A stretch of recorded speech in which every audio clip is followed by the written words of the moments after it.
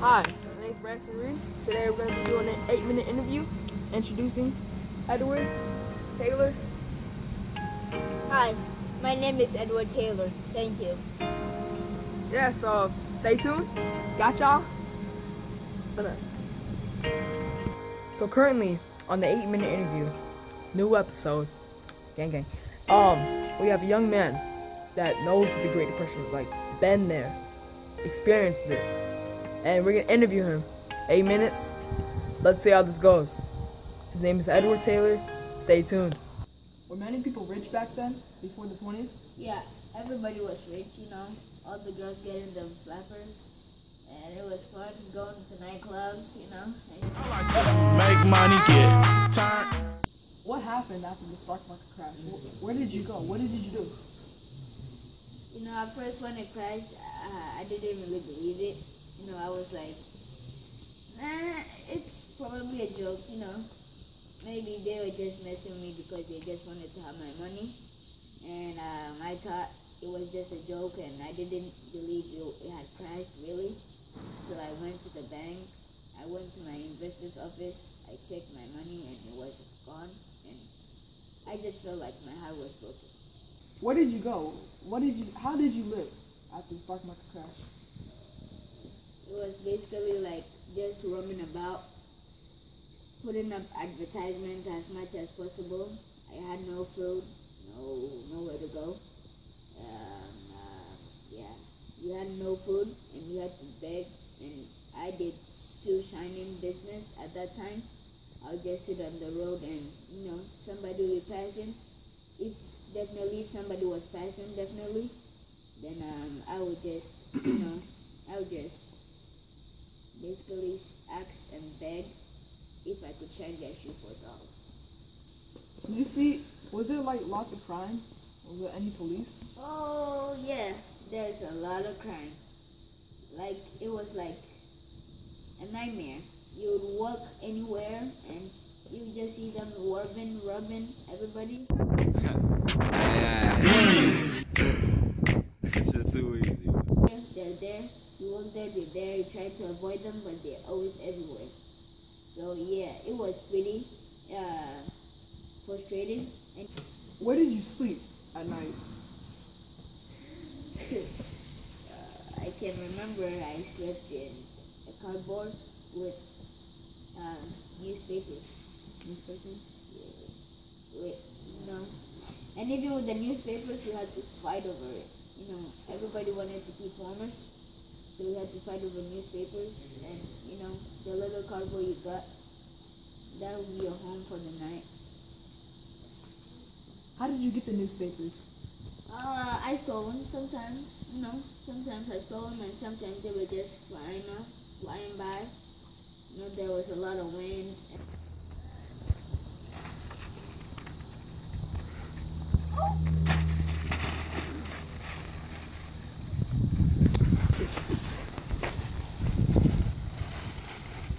Oh God, thank you.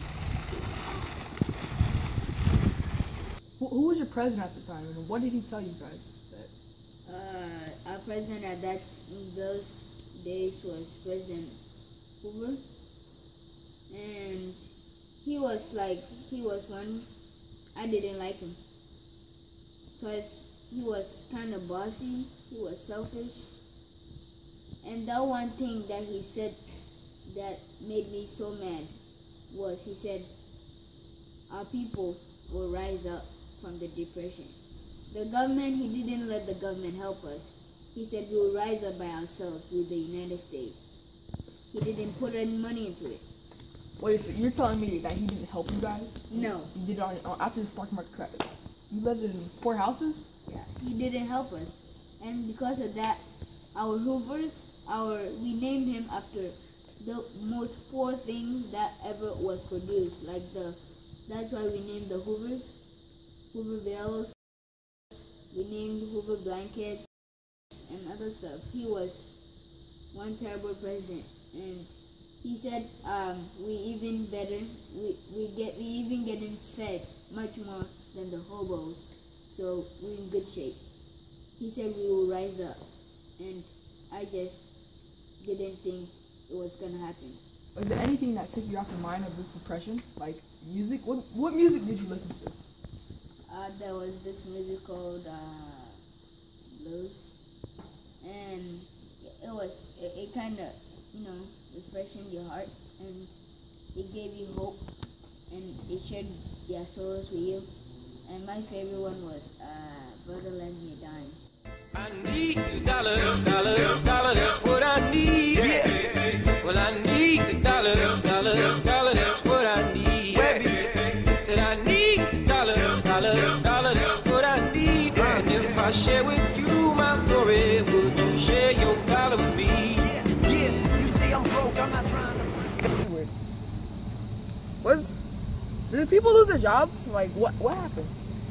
So, the stock market has crashed. Everybody has lost their jobs. And basically, most industries, people weren't buying from them. So, the employers weren't able to pay their employees. So, they had to fire them. Look me in the eye. Look me in the eye! I don't have room for you. And you ugly too. You're fired. No, you staying here. Get up out of here. I just want your bracelet. Now you're fired.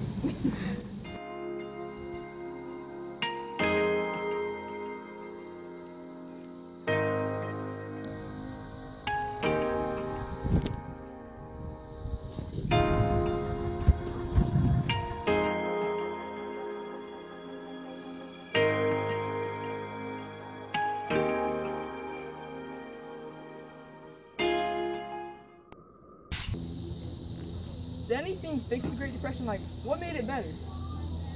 Usually we listen to FDR, Franklin D. Roosevelt, speech on radio.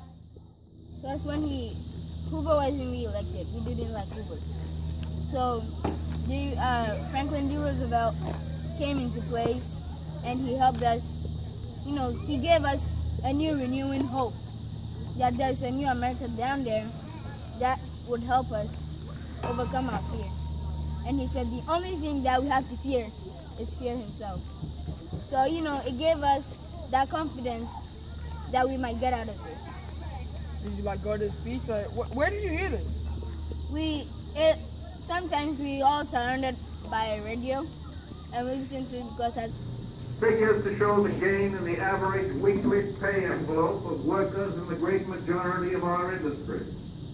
Figures to show hundreds of thousands of people that time radio was really, really expensive. So if you had one, that means you were really fortunate. So yeah, that's how we listened to Franklin D. Roosevelt. What did he do? He gave us a renewing speech of what a new America, how we can overcome it, and he brought up a deal called the New Deal, where he almost gave all the people work to do. How'd you recover? Is your life okay now? Like, what happened after the Great Depression? What's up now? Nothing. You just leave your family, your wife, your children, and you just always hoping one day a job would be open for you. Because right now, you got nothing. At that time, you got nothing. All you got is probably some old clothes, a bushy haircut. I don't know. It was really hard. You have to leave your children and all you have just to look for a job. That's all that was left. And the hope of President. Did you ever find a job? No. No? No. So how'd you make it here? I moved with my siblings. That's how I got here.